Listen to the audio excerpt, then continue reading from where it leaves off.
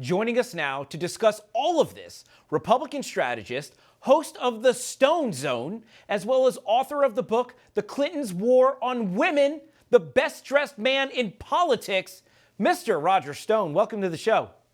Great to be back with you. It is an honor having you here. We're going to cover a few different things tonight. Obviously, we're going to talk about Obamagate, but I want to talk about the biggest thing to drop. And yesterday we were talking about this on the show.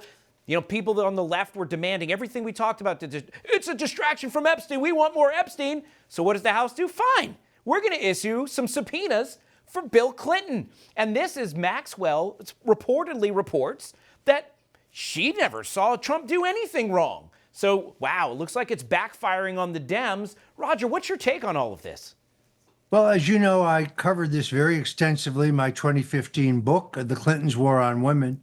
The longest chapter in the book, chapter 7, is entitled Orgy Island. I grabbed that title from my friend Sean Hannity. I've read all of the testimony in the cases by the Epstein victims who did not settle and continued to sue Jeffrey Epstein. I had the little black book, his telephone book, and the FAA passenger manifests for his plane, the Lolita Express. All of that is in my book. That Donald Trump and Epstein had a relationship is commonly known, but the truth is Donald Trump cut him off in 2005. That was prior to his being exposed as a pedophile, prior to his being charged in Florida with sex crimes, whereas Bill and Hillary Clinton accepted $25,000 from him after he'd been charged, but before he had pled to a slap on the wrist, and went on to take millions of dollars for him for the Clinton Global Initiative. So I think the Democrats are going to be sorry that they opened this can of worms. What they're going to learn at the end of the day is that those political figures who went to Epstein's Island and partied with underage girls are virtually all Democrats.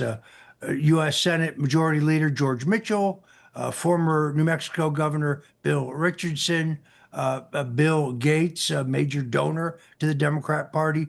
But Donald Trump has nothing whatsoever to hide or anything to fear. This is a massive smear, and really, I think, an attempt to distract from any discussion for the fact that in the month of June, for the first time in 15 years, the United States government actually ran a surplus, thanks to the economic policies of Donald J. Trump.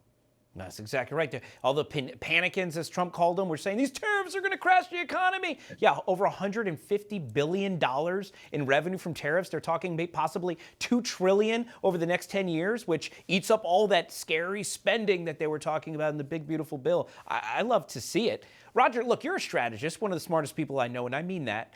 Do you think maybe Trump was playing chess here with this Epstein stuff? So that's all the stuff we have, knowing that the left would demand we release stuff, and next thing you know, everything that they're demanding gets released, only backfires on them. Are we being that strategic here, or is it just dumb luck for us?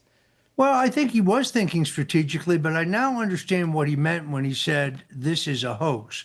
He wasn't saying that Jeffrey Epstein was not a child sex trafficker. What he's saying is some of the most vital evidence has been in the hands of the prosecutors in the Southern District of New York, the most partisan left-wing jurisdictions in the country, and the New York office of the FBI. And therefore, there's a reasonable probability that this evidence has been salted with fraudulent claims against the president. For example, the birthday card that the Wall Street Journal produced. Now, who types out a birthday card and signs it? The answer is no one. Doesn't even sound like Donald Trump. An obvious fugazi, but a perfect example of the way this evidence could have been weaponized against the president. I think he sees this as a settled issue, settled by the fact that Epstein, fortunately, is dead and therefore no longer harming young women, no longer exploiting others.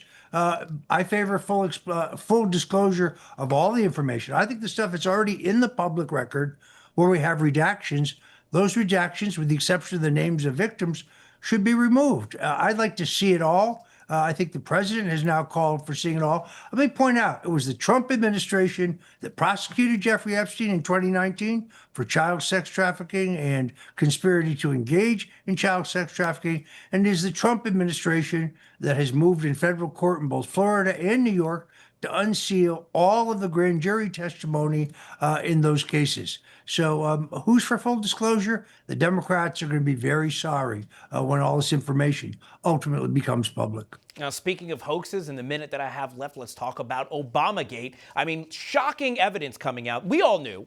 Shocking evidence actually being admitted now that Obama colluded with the intelligence community to put out this fake Steele dossier to spy on the president. Not only that, good people were swept up in it, people like yourself. What do you think now about all this stuff coming to light? I mean, this has to be monumental, right?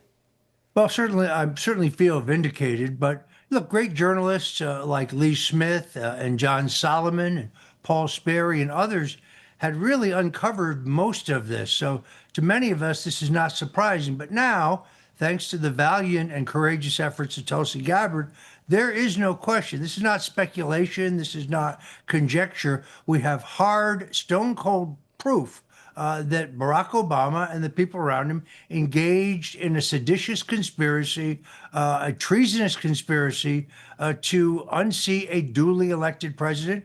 And I think people need to be prosecuted. People need to be challenged in court. And it looks to me like the Attorney General, Pam Bondi, is moving now to do exactly that. So I'm for justice, not retribution, not revenge. But I'd like to see a recalibration of the scales of justice so that those responsible for the greatest single dirty trick in American history, the largest single abuse of power in the history of our country, in which the full authority of the U.S. government was illicitly used to try to undo the duly elected president of the United States, those people need to be held responsible. Yeah, I think the majority of America agrees with you. Roger Stone, thank you so much for coming on this show. It's always a pleasure to talk to you. Thank you, and God bless you. You too, my friend.